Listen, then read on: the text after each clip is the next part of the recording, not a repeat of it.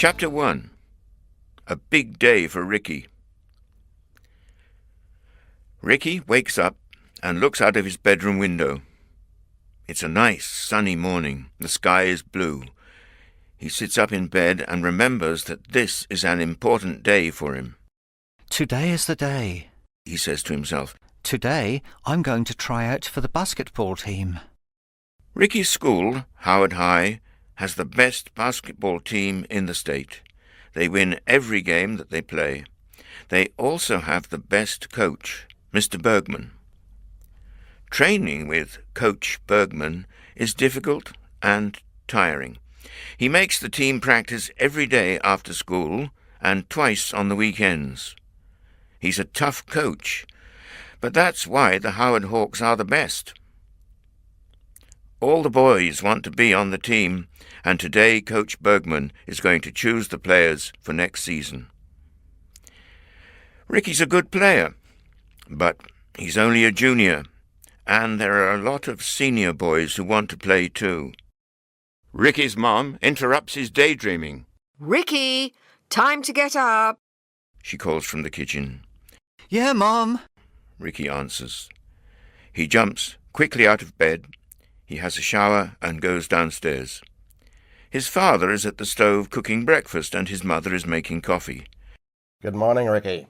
Do you want 2 eggs and toast this morning? His father asks. It's a big day for you, son. You have your team tryouts. You need a good breakfast inside you. Yes, thanks. 2 eggs, please, Dad, replies Ricky, grinning. I'm nervous too, he adds. He takes some milk from the fridge and sits down at the table. Don't be nervous, Ricky. You're a good player. I know you're going to get on the team, his mom says, smiling. You practice enough. Thanks, Mom, says Ricky. But I'm only 16 years old. Don't forget, I'm only a junior. There are lots of seniors who want to play. They are big and strong. Mr. Anderson puts Ricky's eggs and toast on the table. There you go, Ricky. Have some orange juice too. You need all your energy today. Ricky eats his eggs and drinks the orange juice. The doorbell rings and Ricky's best friend, Tony Caruso, comes in. Hi, Ricky. Hi, Mr. and Mrs. Anderson. Still eating, Ricky? Tony asks and sits down next to his friend. Hello, Tony. You have a big day today too, says Mrs. Anderson. You're trying out for the team too, aren't you? Would you like some orange juice or coffee? Yes, thanks. Some juice, please, replies Tony. Yeah, we all need our strength today. Coach Bergman's going to be really tough on us this afternoon, laughs Tony. You and Ricky are both talented players, and you're fitter than some of the seniors. You're going to do well, says Mrs. Anderson. Thanks, says Tony. He looks at Ricky's father. What are you reading, Mr. Anderson? Isn't that a photo of Howard High School on the front page of the newspaper? What does the article say? Crime in our high schools is increasing, quotes Ricky's dad. It says someone broke 3 windows in the high school last night. They think vandalism and crime is increasing in schools in our area.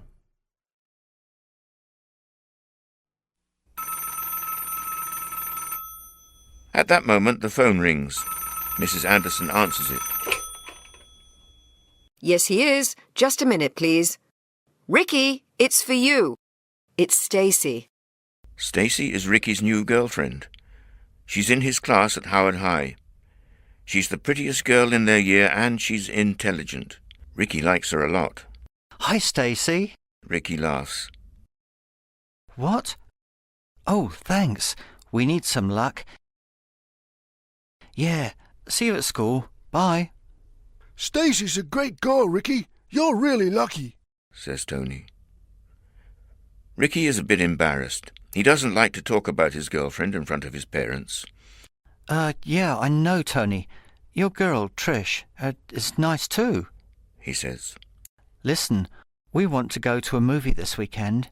Do you and Trish want to come with us? He asks. Sounds fun, but we have to think about basketball today, not movies, says Tony. He picks up his glass of orange juice. Here's to us. Today we're going to play like Michael Jordan. The boys touch their glasses and drink. Ricky looks at the clock. Oh, it's late. We have to go, he says. He picks up his plate, puts it into the dishwasher, and gets his bag. Thanks, Mum, Dad. See you later, he calls. Bye, honey. Good luck. Calls his mum. Good luck, son. Shouts his dad.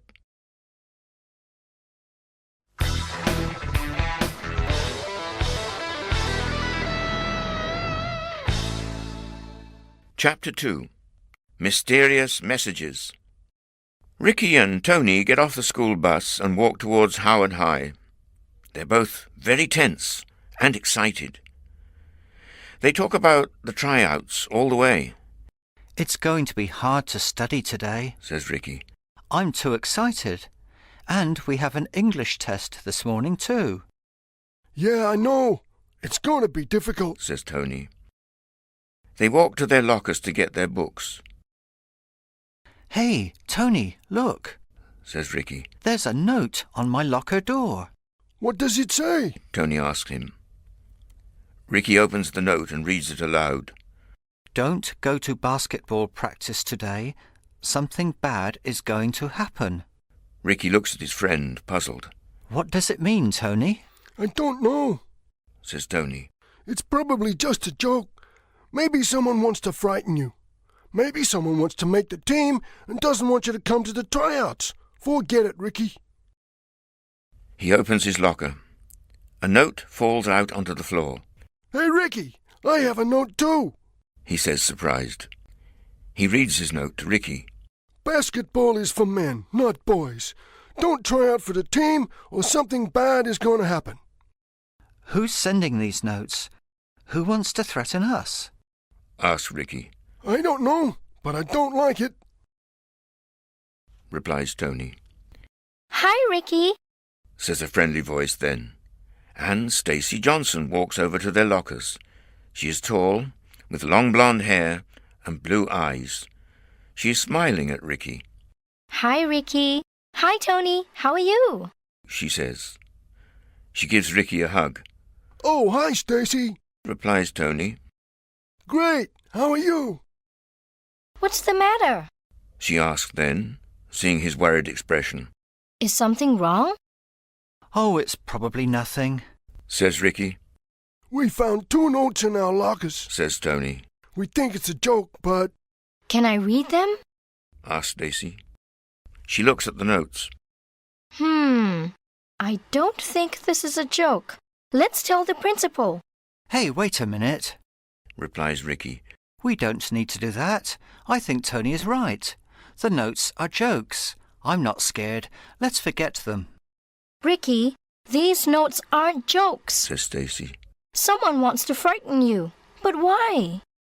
Okay, don't tell the principal, but please tell Coach Bergman. Suddenly the bell rings for their first class. Time to go. Says Ricky. Look, Stacey, don't worry. These notes are nothing. See you at lunch. Oh, okay. See you then. And Stacey walks down the hall with a worried expression. Tony and Ricky go to their computer class. They switch on their PCs before class starts. I want to look at last night's basketball scores. Says Tony. He goes into the internet. Yeah, the Los Angeles Lakers did it. They won. They beat the Chicago Bulls. He shouts. I want to check my email. Says Ricky, laughing. Ricky types in the password for his email. You have mail. The computer voice says. Ricky opens up the first message. It's from Stacey. From Stacey J at hhs.k-12.il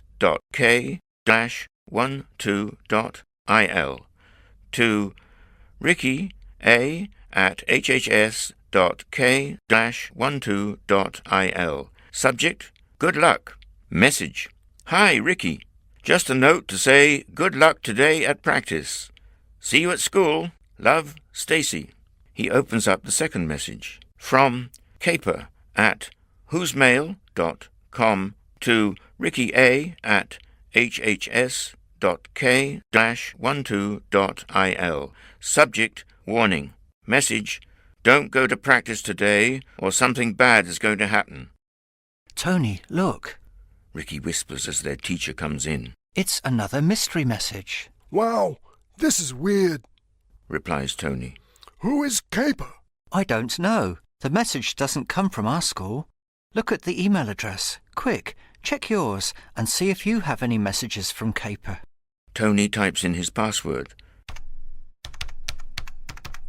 You have mail. Says the computer voice. Ricky and Tony look at each other. Tony clicks on the new message. Oh my God, it's from Caper too. He says, opening it.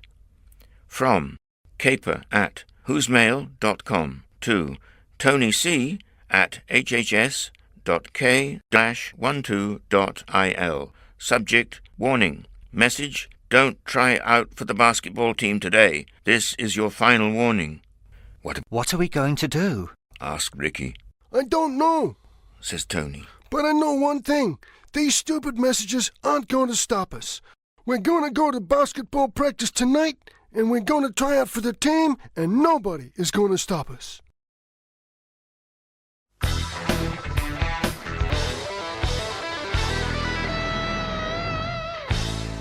Chapter 3.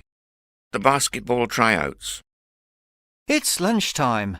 Thank God. I'm so hungry. Says Ricky to Tony as they leave their English class and walk to their lockers. Me too. English is so hard. I'm always hungry after our English lessons. Replies Tony. It isn't hard, it's easy. Says Ricky, laughing. But you have to do the homework, Tony. Yeah, okay, I know. Replies his friend. They put their books away, lock their lockers, and walk to the lunchroom. Hey, there's Stacy and Trish. Let's eat with them. Says Tony. They walk over to the table where the two girls are sitting. Hi, what's the matter, girls? Asks Ricky, seeing their worried faces.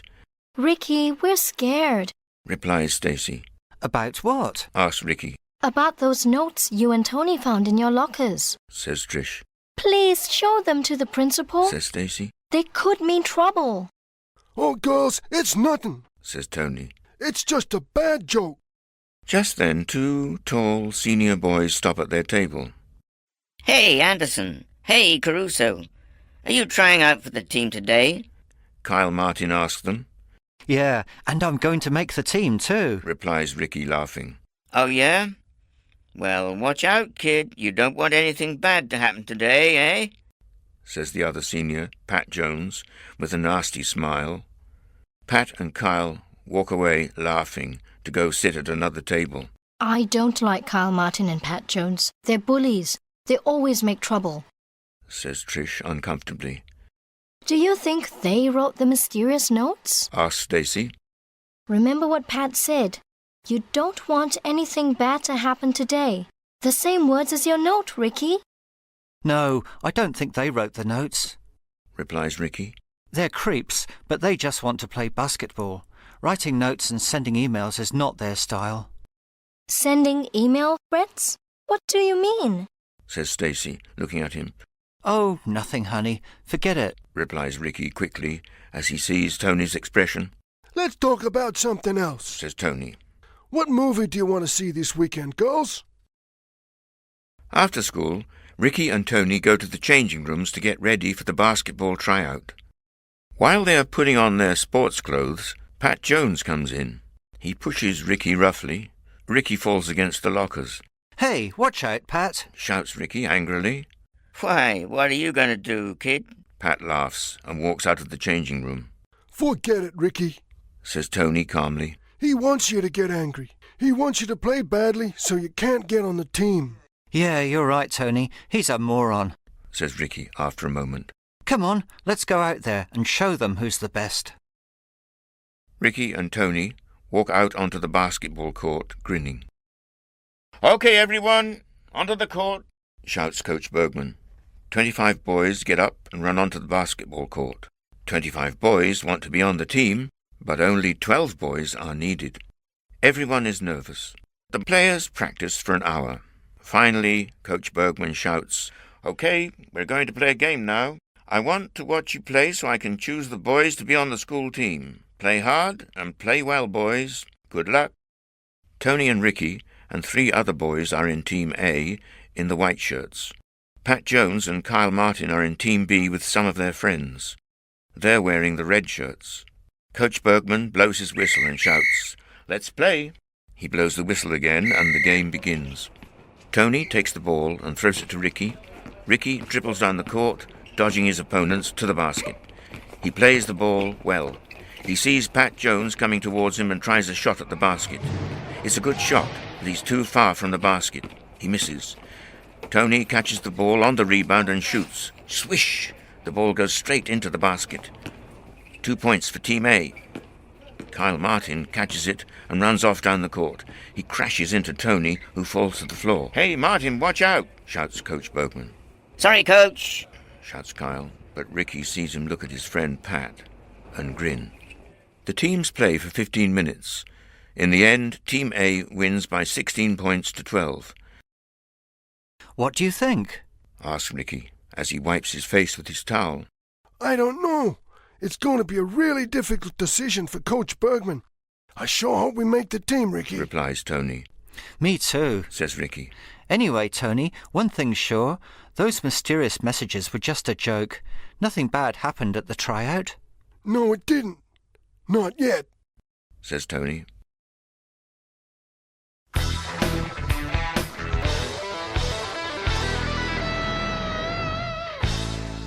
Chapter 4. A Hit and Run. The next day, Ricky and Tony arrive at school early. There's a van from the local newspaper in front of the school.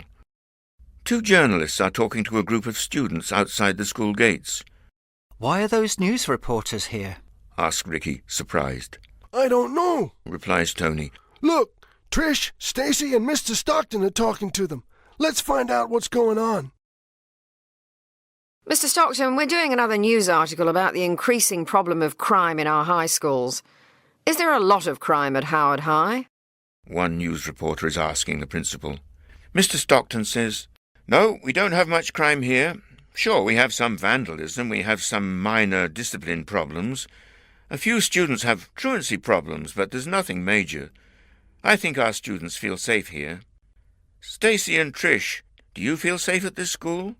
The other reporter asks the girls. Yeah, usually I feel safe. Replies Trish. But there are some bullies at the school. What exactly do you mean? What do they do? Asks the reporter. Well, some students are using notes and email. But Stacy interrupts her friend. No, we don't have a lot of crime at our school, sir. We feel very safe here. She frowns at Trish and whispers. Not yet. We don't have any proof, Trish. Trish nods her head. She smiles at the reporters. Yes, all in all, we feel safe at Howard High. It's a good school. Well, thank you, Trish, Stacy, and Mr. Stockton for your time, says the reporter, closing his notebook. Don't mention it, replies the principal. You're welcome, say Stacy and Trish. Tony and Ricky run to catch up with Stacy and Trish. Hey, what did they want? Asks Ricky. They're writing another story on crime in high schools like the one in the newspaper yesterday. Remember the broken windows at school the other day? Says Trish. They're trying to find out what happened, who the vandals are, and why they did it. So why were they asking you? Asks Tony. I don't know. Maybe because we're so gorgeous. Jokes Trish. Ricky, you and I have 2 famous girlfriends. He replies, and everybody laughs. Hey, what happened at the tryouts yesterday? Stacy asked then. Are you 2 on the team? We're going to find out at lunchtime. Says Ricky. Let's meet at the gym then. Says Trish. Okay, see you there. Replies Ricky. The 4 friends meet at the gym later. Tony and Ricky see 2 boys standing near the coach's door. Their heads are down. They're not smiling. Oh no, says Ricky. Eric Kaplan and John Macmillan aren't on the team. Look at their faces. They're seniors too. I think they're very good players. Well, obviously Coach doesn't agree. Keep your fingers crossed. Says Tony. Let's hope we make the team. They walk to the notice board outside Coach Bergman's door and look at the team list anxiously. Yahoo! Congratulations, Ricky and Tony. Cries Trish suddenly. You're on the team. Look, there are your names. Hey, that's great! Shouts Stacy, hugging Ricky. You're the best! Eric Kaplan comes over to them. You were lucky this time, Caruso and Anderson, he says, furiously. But remember, You're just kids. Coach made a big mistake. And he walks away. Why is he so angry with you? Asks Trish. I suppose it's because he's a senior, but he isn't on the team. Replies Tony, shrugging his shoulders. Okay, but why is he so nasty? He's really hostile. Says Trish, puzzled. Hey, forget Eric Kaplan. He's an idiot. Says Stacy. Let's celebrate, guys. Let's go have pizza for lunch. Ricky, Tony, Stacy and Trish walk out of the school towards the pizzeria, laughing and talking. Ricky turns to say something to Stacy as he steps off the curb. Suddenly, a car with dark windows comes round the corner. It speeds towards Ricky, getting faster and faster. Nobody knows whose car it is. They can't see the driver. Ricky, watch out! Shouts Tony, and Stacy screams. But it's already too late. The car hits Ricky and knocks him down onto the road, then speeds off without stopping. He lies on the road. His face is white. His friends surround him. Ricky, are you all right? Cries Stacy. Ricky, can you hear us? Shouts Tony. A small pool of blood is forming under Ricky's head. His eyes are closed. He doesn't reply.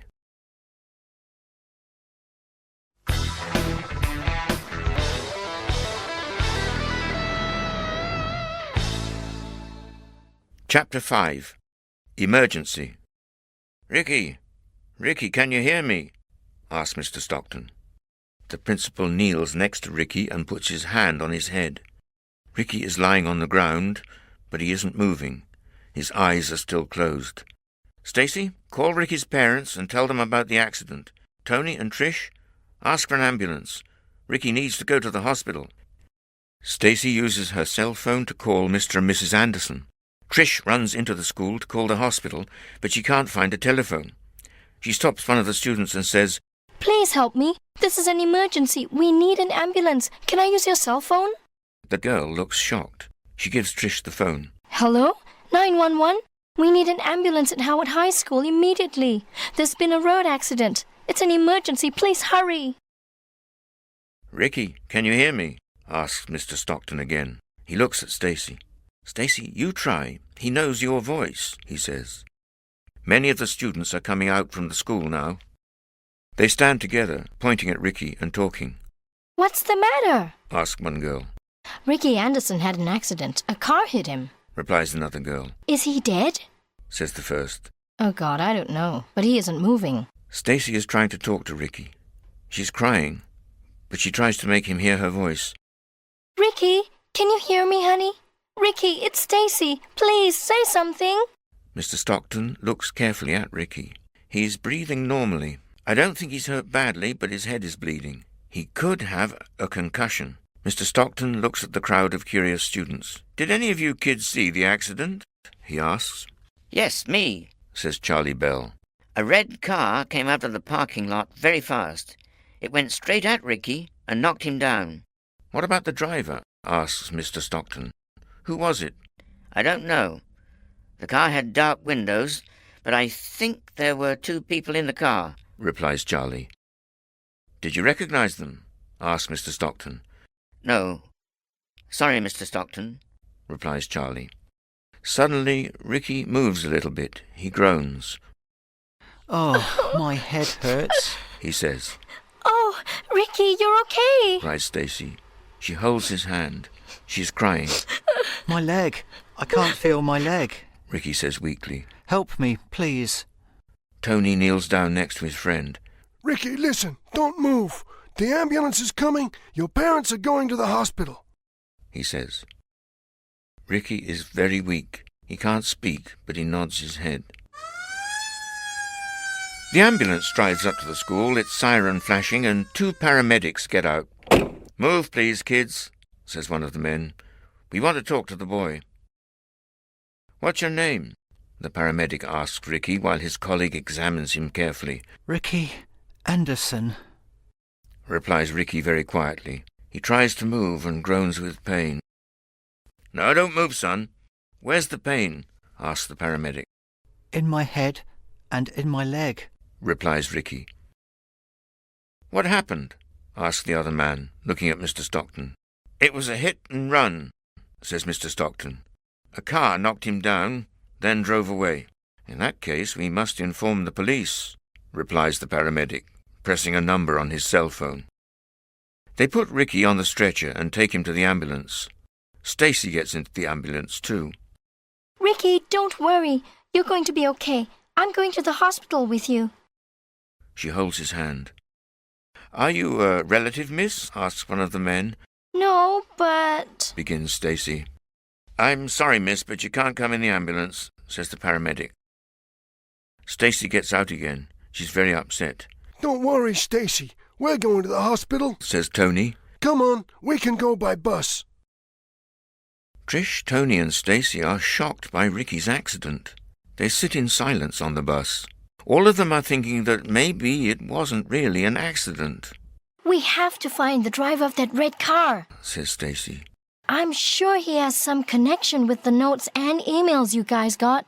Those notes were not a joke. Someone wants to hurt Ricky. And Tony, you're next.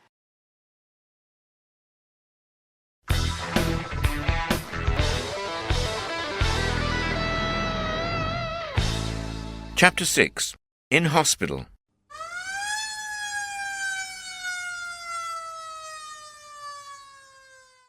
The ambulance arrives at the hospital. Mr. and Mrs. Anderson are already there. They watch anxiously as the paramedics pull the stretcher out of the ambulance. Oh, Ricky, are you all right? Asks his mother. She runs to her son's side. Yes, I think I'm all right, Mum. Replies Ricky. Don't worry. What happened, son? Asks his father. You can tell your parents the story later, says one of the paramedics. You must rest now. Then the doctor is coming to see you. They take Ricky to the accident and emergency department and put him to bed. When they move him from the stretcher, his leg hurts very much. His parents are worried when they see the pain on his face. What's the matter with Ricky's leg? The doctor is coming soon, the paramedic tells them, and leaves the family alone in the room. Ricky starts to tell his mother and father the story. We were all walking out of the school gates. One minute, Tony and I were talking about the basketball team, and the next minute, a car knocked me down. I don't remember anything after that, he says. Basketball team? Asks Mrs. Anderson. Oh yeah, Mum, I made the team. Our names are on Coach Bergman's list, says Ricky. He smiles, and then he groans in pain as his leg starts to hurt again. His mom takes his hand. Don't worry, honey, the doctor's coming now, she says. At that moment, Trish, Tony and Stacy arrive. Ricky, how are you? Asks Stacy. She comes over to the bed. She takes his other hand. I'm all right, Stacy. Thanks. Ricky says, smiling. The doctor is coming to examine him now, Stacy. Mrs. Anderson tells her. We know about the accident, says Mr. Anderson to Tony. Do you know who the driver of the car could be? No, I'm sorry, Mr. Anderson, I don't. I didn't recognize the car, replies Tony. The car has dark windows, Adds Trish. but Charlie Bell thinks there were 2 people inside. It must be someone who hates Ricky, said Stacy sadly. Hates Ricky? Who could hate him? Asked Mrs. Anderson, surprised. Tony frowns at Stacy. He doesn't want her to tell Ricky's parents about the mysterious messages. A nurse comes in then and introduces himself. Hello, I'm Drew Carlson. I'm your nurse. Ricky, please put this thermometer under your arm. I'm going to give you an injection to stop the pain. Then the doctor wants to do some tests on your leg. He turns to the others. I'm sorry, but you must all wait outside for a few minutes. The doctor enters the room. Hello, Ricky. I'm Dr. Brown. How are you feeling? She asks kindly. Not too bad, Doctor, but my leg hurts a lot, Replies Ricky. Let's have a look, She says. She feels Ricky's left leg. Ricky cries in pain. Oh! I want some x-rays of that leg, Says the doctor to Nurse Carlson. Please take Ricky to the x-ray room. I think your left leg might be fractured, Ricky. But don't worry, it's not too serious. We can fix it. Can I still play basketball, Doctor? I made the school team today, and I want to play in the championship this year, Says Ricky. Congratulations, replies Dr. Brown. but I don't think you can play basketball for some time. We must put a plaster cast on your leg, and you need to rest it for a few weeks. But we start basketball practice on Monday, says Ricky desperately. Sorry, Ricky, says Dr. Brown, Now I want to talk to your parents. and she leaves him alone. Ricky's friends come back in. Ricky, we were talking about the notes you and Tony received at school. The notes were right. Something bad did happen. Says Stacy. But who is behind all these threats? Asks Trish. I don't know. Says Tony. What about Caper? That's the name on the emails. I think we have to find the driver of the car. Says Trish. Who has a red car in our school? That's going to be impossible, Trish. I think it was a Subaru. But there are a lot of red Subarus in town, and the car could be stolen. Wait a minute. I remember something. Says Stacy slowly. The car has an unusual wheel. The back wheel on the right was different from the others. That's a good clue. Says Tony. I'm sure Caper and the red car are connected. When we find Caper, we find the mystery driver. Don't worry, Ricky. We're going to find out who is doing all this. Says Trish to her friend. And Stacy and Tony nod in agreement. You bet.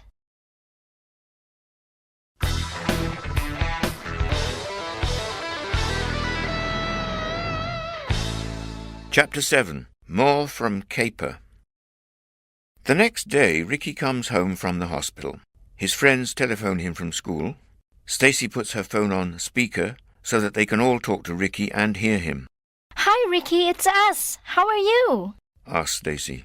I'm fine, Says Ricky. but my leg's in a cast, so I have to stay in bed. I want to be at school with all of you. It's boring here at home alone. You need to rest so that your leg can get better. Says Tony. I'm going to talk to Coach Bergman today. I think he's going to let you stay on the team. He's a good guy. Thanks, Tony. Replies Ricky. Oh, and a news reporter's coming over to my house today. She wants to interview me about the accident. I'm going to be on TV. Mr. Stockton wants to see us today, too. We're going to tell him about Caper. Says Stacy. I don't think that's a good idea. He's going to think we're just stupid kids. Says Ricky. We have to find out some more about Caper first. We need more proof. Then we can tell the principal. Okay, Agrees Tony after a pause. but I don't like it. These people could be dangerous. Look what happened to you, Ricky. Ricky hears the school bell ringing. We have to go to class now. Says Trish. See you after school. Bye. Later that day, the doorbell rings at Ricky's house. Mrs. Anderson brings a news reporter, a sound technician, and a cameraman into the living room. Ricky is lying on the sofa. The cameraman sets up his camera and begins to film the interview. The sound technician holds the microphone over their heads and begins to record their conversation. The news reporter introduces herself to Ricky. She asks him a lot of questions about crime in his school, the accident and his injuries. She thinks Ricky's accident could be connected to the vandalism at school. Ricky isn't sure. He tells her about the basketball team and how he can't play in the championship until his leg gets better. But he doesn't tell her about Caper and the messages. He doesn't tell her that he suspects some of the basketball players. He knows they can't prove there is a connection between them and the accident. Not yet. During lunchtime at school, Tony, Trish and Stacy go to the computer room. Tony opens his email. There is another strange message. It says, from _hyperlink_caper at whosemail.com to _hyperlink_ Tony C at hhs.k-12.il_ subject warning. Message: Anderson's accident wasn't an accident. You are next, Caruso. Tony, I don't like this. Says Trish. Let's tell Mr. Stockton now. Not yet, Trish. I want to send our friend Caper an answer this time. Says Tony. He hits the reply button and writes his message. From _hyperlink_ Tony C at hhs.k-12.il_ il_to_hyperlink_caper@whosemail.com_. Subject, challenge. Message, I'm not afraid. We're going to find you. Start running, sucker, Tony, do you think that's a good idea? asked Stacy. If Caper gets angry, who knows what he's going to do? I want to provoke him, replies Tony. I want to know who Caper is. I think if he gets mad, he's going to make a mistake, and then we can identify him. Let's go to Ricky's house and talk to him about it after school. Suggests Stacy. We can make a plan. Good idea. Agrees Trish. 4 heads are better than 3. After school, the friends go over to Ricky's house. How's your leg, Ricky? Asked Tony. It really hurts. I don't know when I'm going to be able to walk, much less play basketball. Answers Ricky gloomily. How was school? Tony got another email from Caper. Trish tells him. We're worried. Tony tells Ricky about the message and his reply. We have to find out who Caper is, says Ricky. That's the key to the mystery. I think he's a basketball player. Says Stacy. He wants to hurt you and Tony because you made the team. If you two can't play, Coach Bergman is going to need 2 more players. Maybe Caper hopes to get on the team that way. Maybe it's Kyle, says Trish. Remember he knocked you down at practice, Tony? Yeah, but maybe it's Pat. He said something bad was going to happen in the lunchroom. Answers Ricky. Or maybe it's Eric or John. They're seniors and they're not on the team. Adds Tony. How can we find out who Caper is? There are too many suspects. Says Stacy. Listen, replies Ricky. I have an idea.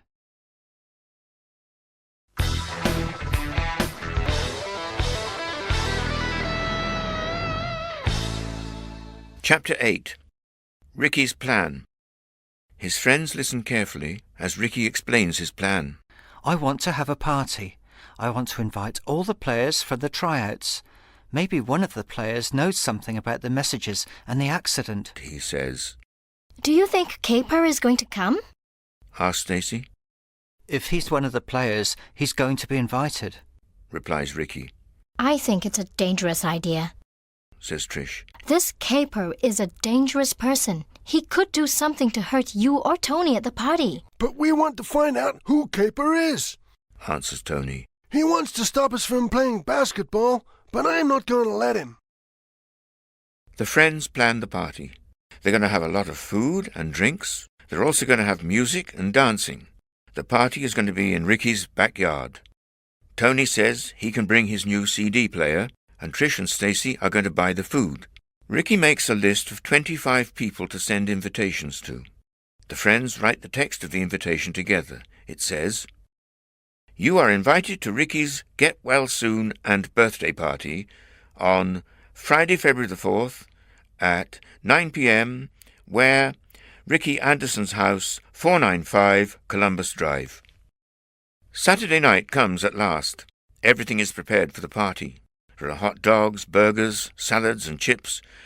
Tony brings the cokes and sodas. Ricky walks with his crutches out into the backyard. Tony is putting up lights and setting up the CD player. Sorry that I can't help much, says Ricky. Hey, don't worry. You have to rest so you can get better quickly. Then you can play basketball again. The doorbell rings, Oh, here's our first guest, says Ricky. I want to answer the door.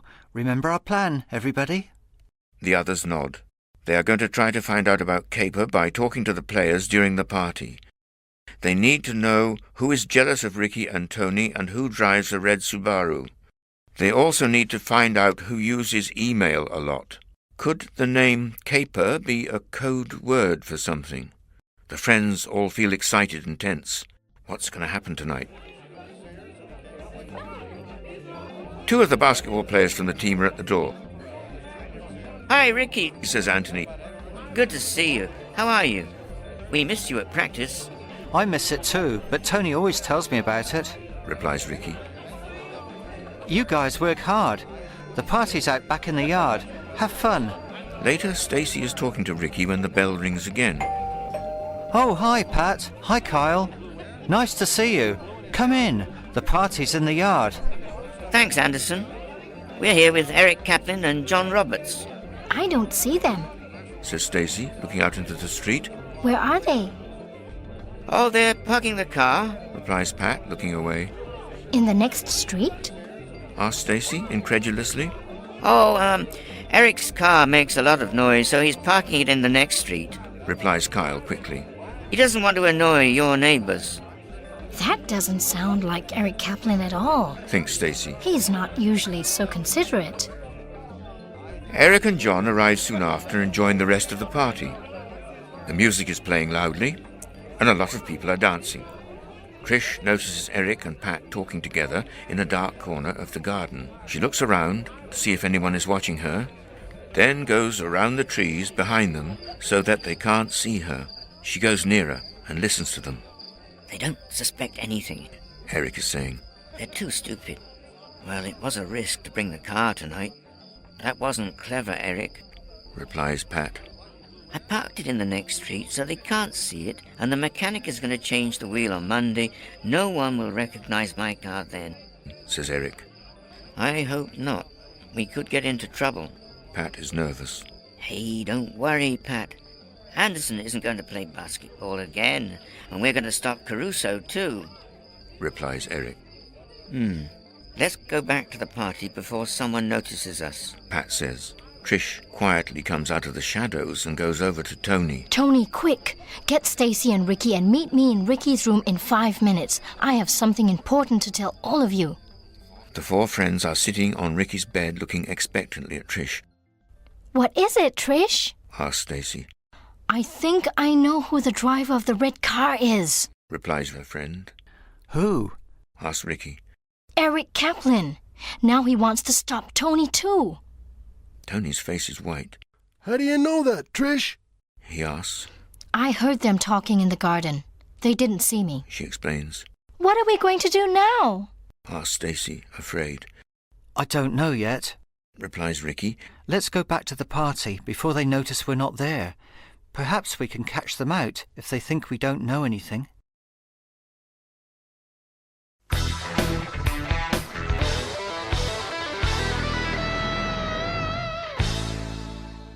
Chapter 9. The Caper mystery is solved. It's 1 a.m. and the party is finished. The last guests leave and the four friends start clearing up. The party was a success, Tony is saying. and so was our plan. Now we know the driver of the car, but the seniors don't think we know anything. Trish, you're a good detective. I'm going to call you Miss Marple. They all laugh. Yes, you're like Agatha Christie's detective, Miss Marple. Jokes Ricky. Trish smiles. Sorry, everyone. Says Stacy with a serious face. But in fact, we don't know Eric is the driver. All we know for sure is that the red car is his. Maybe another person drives it sometimes. We need more information. And we need more proof to connect Eric with Caper. Adds Tony. They sit in silence, thinking. There must be a clue in the emails that can lead us to the culprits. Says Stacy. Caper. C-A-P-E-R. Eric Kaplan. But where's the connection? She writes the name Eric Kaplan on a piece of paper and studies it. Eric Kaplan. Kaplan Eric. E-C-C-E. E. Kaplan. Eric C. Cap. Look! She shouts suddenly. Caper! Stacy shows them the paper. Look at Eric's name. Eric Kaplan. Do you see the connection? I don't see anything. Says Tony, puzzled. Stacy, you're right. Shouts Ricky. Look, Tony, Trish, she's right. Caper is Eric's username on the computer. He uses the initial parts of his name for his username. In this case, the first 3 letters of his last name and the first 2 letters of his first name, C-A-P-E-R. Congratulations, Stacy. You're too clever to go out with an idiot like me. Good work, Stacy. Says Trish. Now let's catch Caper. How, Trish? Asks Tony. We're going to send him an email. She replies. But he mustn't know it's from us, says Ricky. Yes, you're right. But we can send the message from my dad's computer and use a false username, replies Trish. He's going to think the message is from Pat. How? Asks Stacy. We don't have Pat's password. We can trick Eric. We can write to him with a new username and tell him that it's Pat's new username. We can say that he has a new username now because the old one isn't safe. What are we going to write in the message? Asks Tony. It's too late to write the message now, replies Trish. We have to think about it carefully. Let's meet tomorrow afternoon at my house to prepare the message. Tony, can you give Stacy and me a ride home? Sure. I have my mom's car tonight. It's parked outside. Come on, girls, let's go. Ricky, see you tomorrow. Okay, guys. Bye. See you, replies Ricky sleepily. On the way home in Tony's car, Tony and the girls are talking about the party. Tony comes to a red light and puts his foot on the brake, but something is wrong. The car doesn't stop. Tony pushes and pushes on the brake pedal, but nothing happens. Tony! Tony! What are you doing? Stop the car! Shouts Stacy. I can't, cries Tony. The brakes aren't working. Another car is coming towards them very fast. Tony turns the wheel hard to avoid the other car. The girls see the black post of the traffic lights in front of them. Stacy screams as the car smashes violently into the traffic lights. They all fall from their seats. A few minutes pass. They sit immobilized with shock. Trish recovers first and turns to look at her two friends. Tony is slumped over the steering wheel. He isn't moving. His eyes are shut. He looks very pale. Tony! Cries Trish. Oh my God, Tony! Tony!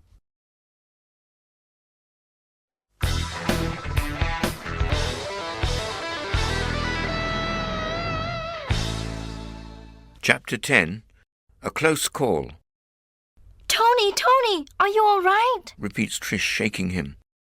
At first Tony doesn't react. Then slowly he lifts his head. Trish? What happened? We hit the traffic lights, says Stacy. Are you okay? The brakes, says Tony. The brakes don't work. It's strange. Oh, look at my mom's car. It's a wreck. Don't worry about that now, Tony. Let's leave the car here and call a taxi. We all need to go home and rest. Caper said I was next, says Tony slowly. This situation is getting really dangerous. I'm scared. Don't think about it now, says Stacy. Let's just go home. The next day, Tony, Ricky and Stacy arrive at Trish's house after lunch. Trish is sitting at the computer. She types a new username and starts writing the message to Eric Kaplan.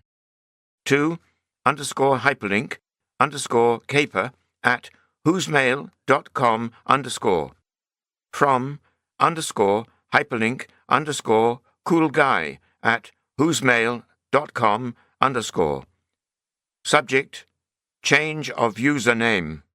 Eric. It's P. I have a new username. The old one wasn't safe anymore. We must be very careful. No one must be able to connect us to the accidents. C and A aren't going to do anything. They're too scared. They're ready to quit the team, I think. But we need to cover our tracks. Let's talk tomorrow after school. Cool guy. There, says Trish. Now let's see if Eric or Caper replies and gives us some written proof. She sends the email. The friends go to make some coffee. When they come back, there is a reply to their message. It says, _hyperlink_coolguy@whosemail.com_ from _hyperlink_caper@whosemail.com_ subject change of username. Cool guy. Anderson and Caruso don't know anything. No one can connect the accidents to us. Quit worrying. No one can touch us. See you tomorrow. Caper. That's it, shouts Trish. We've got them. She prints the message and puts it in her school bag. Tomorrow afternoon, we can go and see Mr. Stockton and tell him everything we know. But we still don't know exactly what Eric and Pat did, or who helped them, says Ricky. You're right, but Mr. Stockton can investigate that, says Stacy. We don't want any more trouble. The next morning, Tony and Ricky are in the computer room at school working on a maths problem. Suddenly, Pat, Kyle, and Eric come into the room. They close the door, and Kyle puts a chair in front of it so no one can come in. Tony is nervous. What do you want, Pat? He asks. Don't move, Caruso, Says Eric sharply. Sit down, now. You think you're really smart, you two, don't you? Well, we're on to you, Says Pat. I don't know what you're talking about, Replies Ricky defiantly. Now, Anderson, that's not very honest for a good little Boy Scout like you. Sneers Eric. Yeah, a boy that's always top of the class and sucks up to Coach Bergman to get onto the team. Adds Pat. Eric shows them a printout of their email with the false username. Kyle was at my house yesterday when I got this. He went to play billiards with Pat. He asked Pat about his new username, but Pat didn't know anything. Tony and Ricky say nothing. They feel scared. I suppose now you want to go blab to old Stockton, eh, Anderson? Well, we're going to teach you a lesson. You have to understand we mean business. Ricky stands up, but Eric steps forward and pushes him to the ground. He's very angry. Ricky tries to get up, but Eric pushes him again. He pulls Ricky's hair and lifts his arm to punch him. Get off the basketball team, Anderson. I'm going to fix you. Tony tries to catch Eric's arm, but Kyle and Pat hold him back. Eric, don't! He shouts, That's not the way! Don't make any more trouble! Shut up, Caruso. You're next. shouts Eric.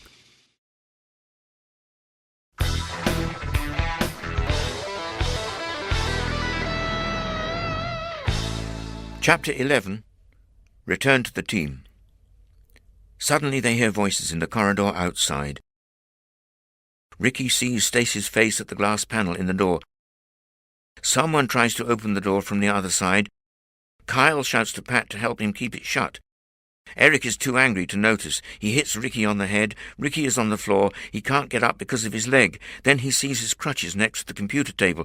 If he can reach one of them... He grabs Eric's leg and pulls him down. Eric falls, and at that moment, Ricky grabs the crutch and pins him down with it. The door opens with a crash, and Mr. Stockton and some of the senior boys burst into the room. "That's enough, boys," he shouts. "Kaplan, Martin, Jones, go to my office immediately. You're in serious trouble. The police are coming for you." Eric is furious.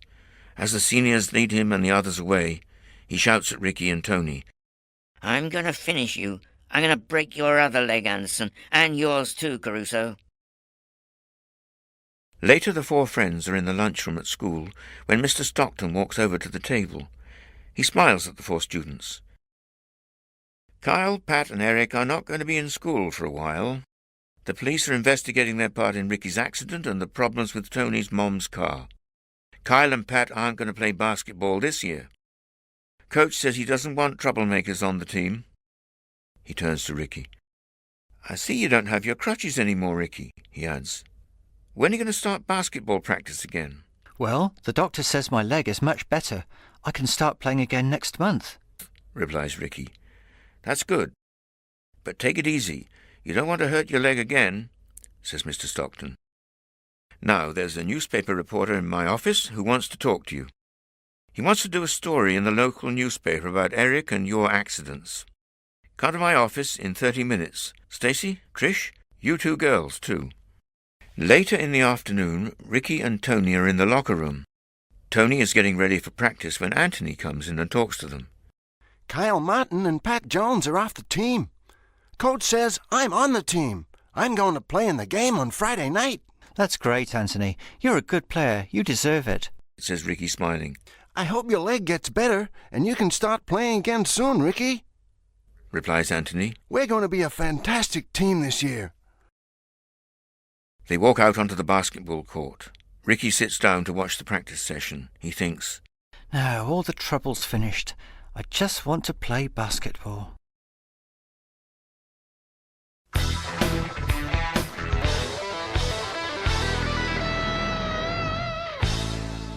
Chapter 12. Ricky's Long Shot. 4 weeks later, the basketball championship starts. The boys from Howard High are in the gym practicing for their first game on Saturday. Ricky is back. It's his first practice since the accident. He wants Coach Bergman to choose him to play on Saturday. He tries to run fast, but his leg hurts a bit. "Take it easy, Anderson," shouts Coach Bergman. Don't force your leg. We need you for the game on Saturday night." Ricky is pleased. He is going to play in the game. He works hard during practice. He shoots well. He plays intelligently in the practice game. He plays well with the other players. After practice, he and Tony walk to the showers. "You played great tonight, Ricky," says Tony. "If you play like that on Saturday, Redwood High doesn't have a chance." Coach Bergman comes into the locker room to talk to Ricky. "Anderson," he says, "I think you're ready to play in a real match. I want you there on Saturday. You and Caruso are a great duo." Thanks, Coach. That's fantastic, replies Ricky. "Oh, and Ricky, I'm sorry for what happened to you and Tony. Kaplan and the others were really out of control, but they're going to be punished. I hope now they understand their behavior was very wrong. You can't become a good basketball player by threatening other players or hurting them. You and Tony are not only better players, but you're better sportsmen than they are." "Thanks, Coach," says Tony. "We're going to work hard. We appreciate that you chose us to be on the team, even if we're juniors," says Tony sincerely. "Okay, boys, show me I was right. Win the match against Redwood High on Saturday," laughs Coach Bergman.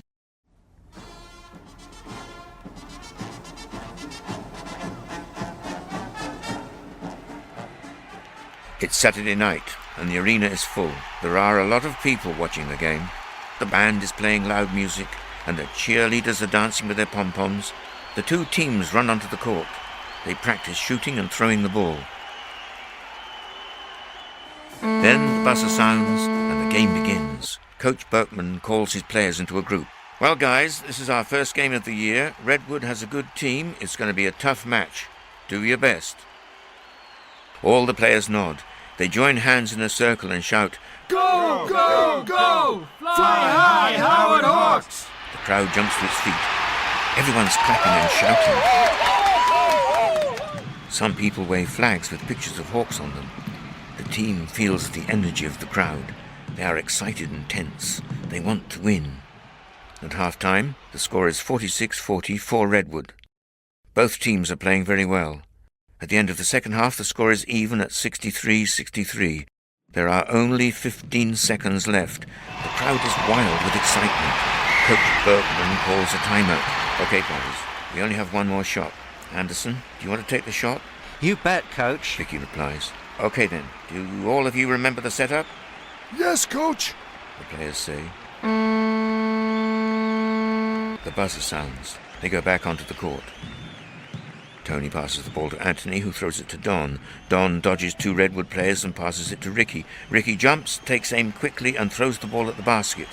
Is the shot too short? He's still a long way from the basket. He doesn't go in. Ricky's heart sinks, but the referee's blowing his whistle. Ricky has two free shots. He goes to the free throw line. He takes aim and shoots. The ball hits the basket, but it doesn't go in. He misses the shot. I have to make this second shot. He thinks to himself. It's our last chance. This is the longest shot of his life.